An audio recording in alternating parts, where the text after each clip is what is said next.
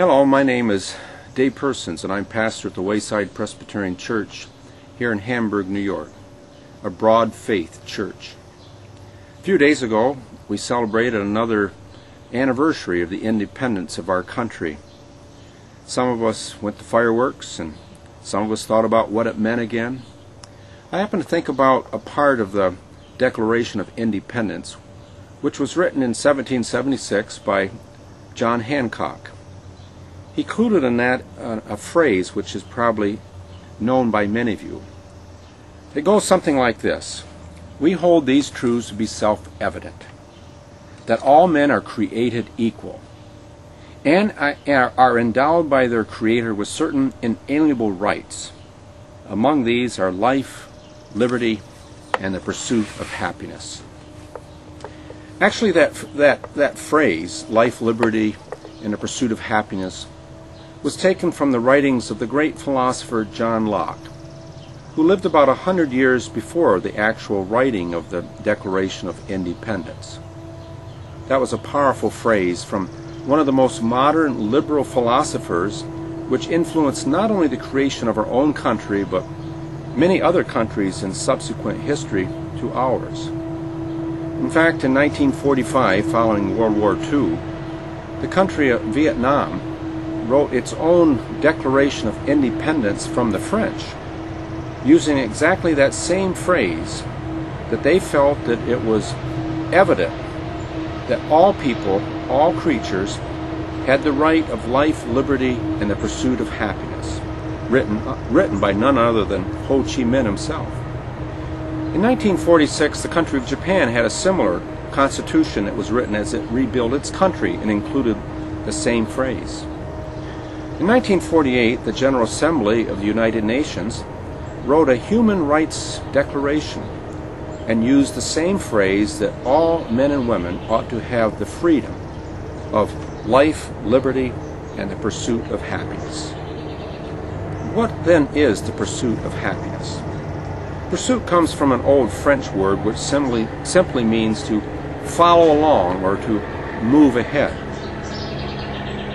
Happiness comes from a Scandinavian word, the root meaning or is hap, which just simply means an occurrence or an event. So happiness would simply mean something like we're following along the road through various events, seeking to experience contentment and well-being. But you and I both know that that's sometimes a pretty elusive kind of experience. We're like Pooh Bear in the cartoon, who asks, why is it that before I eat this honey that I suddenly have that sense of realization that after I begin to eat it, that it won't taste as well. It won't taste as good. Have you ever had that experience?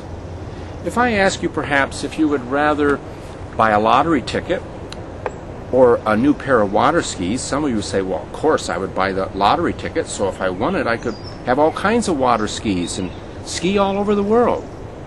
But then on the other hand, if I lost the lottery ticket, I would have nothing. So if I bought the water skis, well, I could at least have one good ski, but then on the other hand, I might fall down and break my neck and become a paraplegic. So what should I do? Well, research shows that people who win big lottery tickets are no more happier after 1 year from winning than they were before they even won it. Research also shows that paraplegics, 1 year after their accidents, test out experiencing the same kind of contentment and happiness than they did before the accident. So it's very kind of a relative commodity, is it not? Or we might say that research shows that homeless people in dire poverty are quite unhappy. But when they move into their first home quarters and have a moderate income, they experience a great deal of happiness and contentment. But after people reach the annual income in our country of some $15,000, that the diminishing returns on happiness only arise as more money comes in. Research shows that people who make $50,000 a year rate the same depth of happiness than people who make $50 million a year. Interesting, is it not? We also know that research shows that people experience the greatest amount of unhappiness in life when at their wedding altar their beloved leaves them. Maybe that might have happened to you. They are devastated, heartbroken, torn. But it shows in research that 1 year after that being jilted at the altar, that bride or groom will say that it not only was the best thing that ever happened to them, but they are happier now than ever. So it's all quite relative, isn't it? In fact, it was quite relative in the beginning of our country. The pursuit of happiness, life, and liberty that went with it was at the time mainly thought of as for men, was it not? The pursuit had to go on for nearly 100 years more for African Americans who came here as slaves. And then for another several years it had to be pursued for women in 1920 even to acquire the right to vote. And for many Native Americans it's still something that they are pursuing, to have that degree of life, liberty, and happiness as all others in this great land. So it's something to know that there is a way that we can experience happiness in all events, and that's by understanding is that which is eternal, abiding peace. Maybe that's what Jesus meant when he said, "Blessed are the meek, for they shall inherit the earth," the world.